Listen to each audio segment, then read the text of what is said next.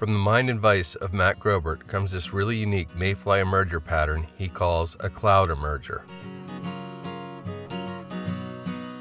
Matt likes to tie it on a Dai-Riki number 125. The Hendrickson he's going to tie here is well suited to a size 12 or 14.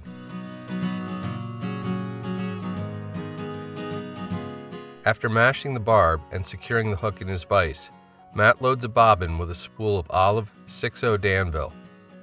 Truth be told, he rarely ties with anything else. Start your thread on the hook shank, leaving a good eye-length space behind the eye. Wind your thread rearward to about the hook barb.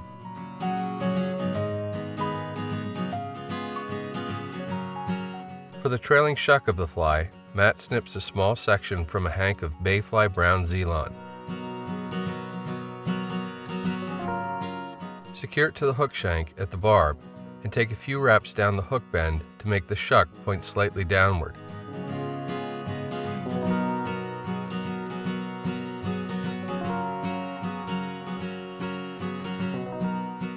Then take wraps up the shank to further secure the butt ends of the Zelon before returning your thread to the hook barb position.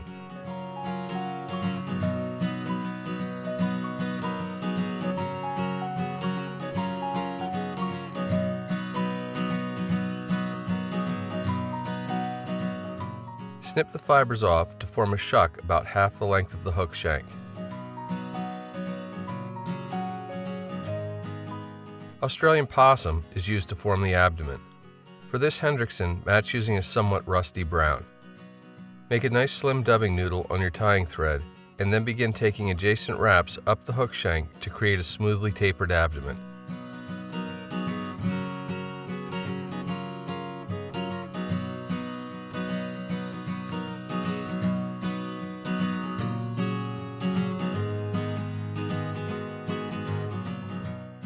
Don't you just hate how easy he makes that look? For the Wingcase, cut a double wide segment from a goose feather.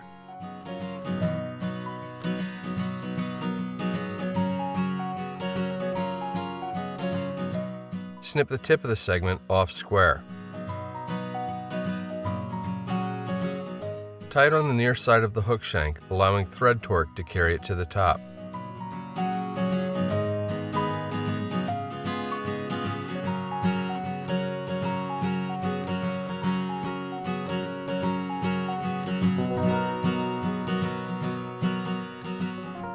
Select a single peacock herl, either from an eye or a strung clump, and secure it, butt end first, right at the front of the abdomen.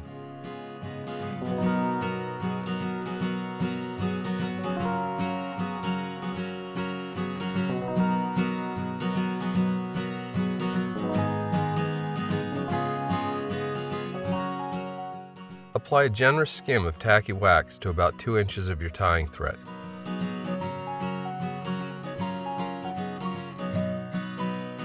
Snip a small clump of hair free from the bottom of a naturally colored snowshoe rabbit foot.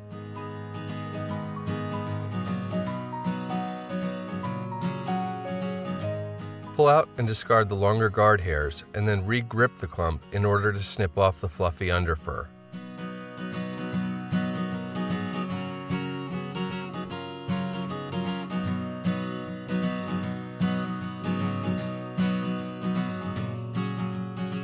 Using just small amounts at a time, touch dub the rabbit hair to your tying thread.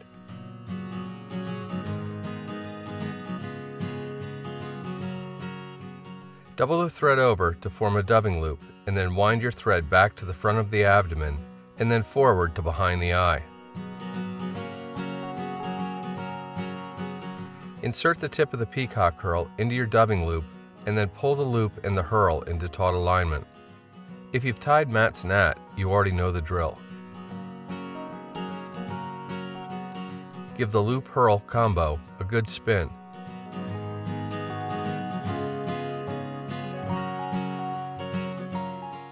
Matt calls the resultant fuzzy noodle a rabbit twist. With your hackle pliers, get hold of the rabbit twist and start taking wraps up toward the eye to form the thorax.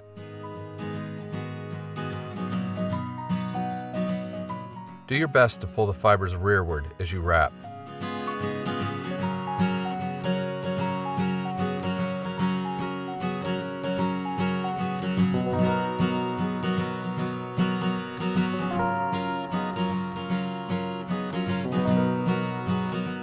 When you reach the eye, use your tying thread to tie the rabbit twist off well.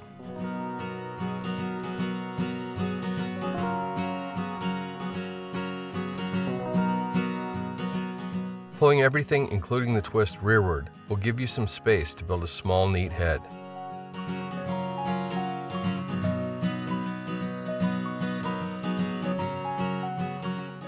You can then snip the rabbit twist off close.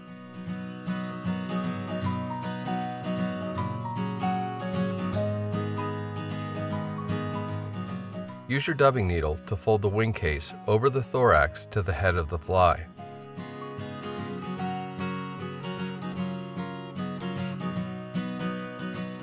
While holding the wing case down with the thumb of your left hand, pinch the feather segment with the thumb and index finger of your right. Imagine you're making a matched set of quill wings on a wet fly.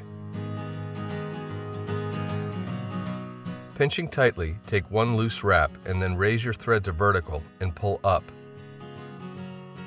As you can see, this technique produces a wing case that looks like it's about to split.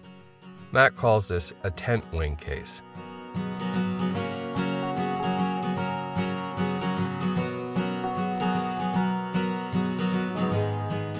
Snip the remainder of the fibers off close to your thread wraps, and then take a few more wraps to make sure everything stays put.